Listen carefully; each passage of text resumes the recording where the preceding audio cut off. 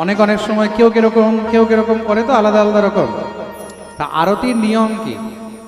শাস্ত্র অনুসারে এখন কে কিরকম আরতি করে ওইসব দেখে আমার লাভ নাই। আমি কারোর আরতি দেখিও না, আর কারোর দেখে আমি নিজে কোনো সময় আরতি করতেও যাই না, আর কোনদিন করিও নি, আর করার দরকারও নেই।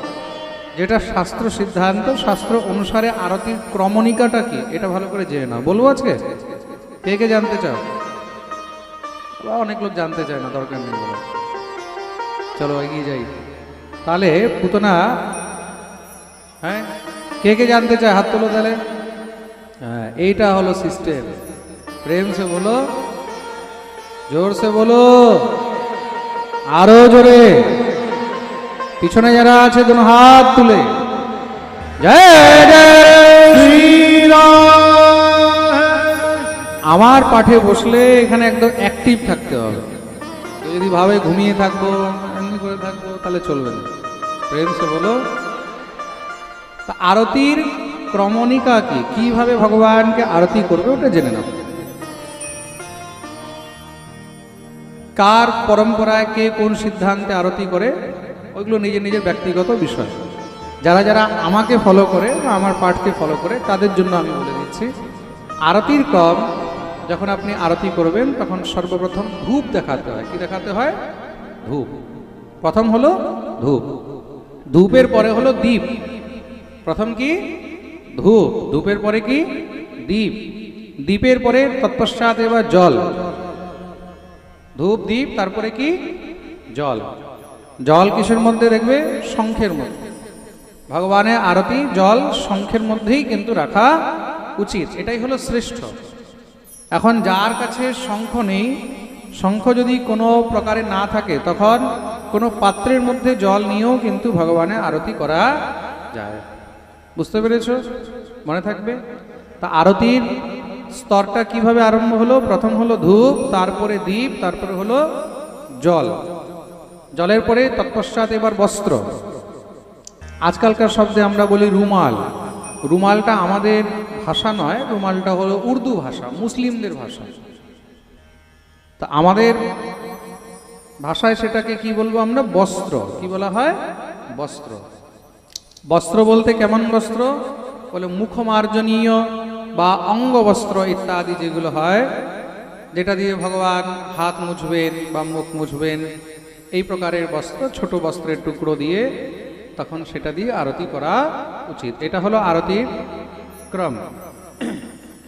এইবার আরতির বস্ত্রটা কেমন হওয়া উচিত এটাও ভালো করে জেনে নাও। যদি কেউ ভাব দিয়ে ভগবানের সেবা করছে, ভগবানের সেবা দুই প্রকারের হয়, এক মানুষ দেখানো, এক হলো নিজের আন্তরিক ভাব দিয়ে। তা মানুষ দেখানো সেবা করতে হলে খুব চকচকে জড়ি টরি বানানো কাপড় দিয়ে ভগবানকে বস্ত্র দিয়ে আরতি করো। অ্যাকচুয়ালি আমরা যে বস্ত্র দিয়ে আরতি করছি সেই বস্ত্রটার মানেটা কি?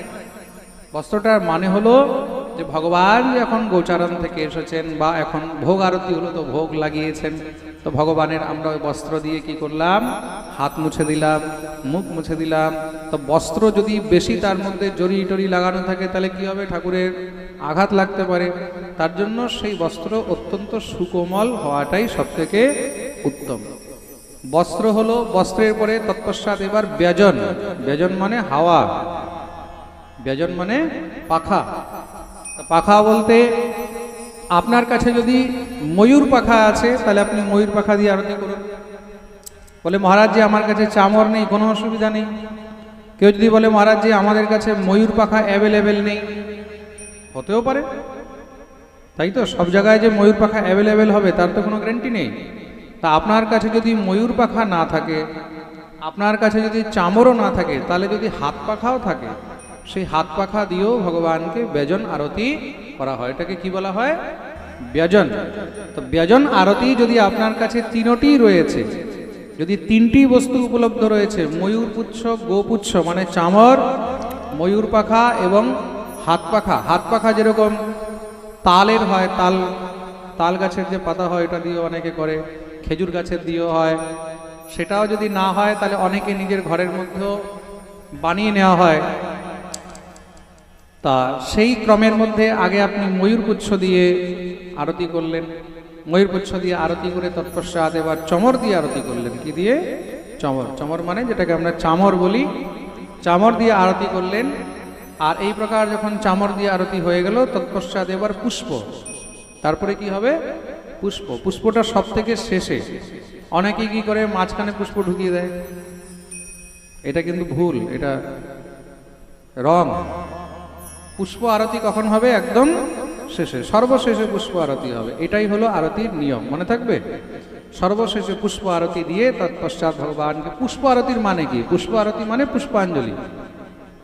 পুষ্প আরতি মানে আরতি, আর আরতির পরে কি হলো?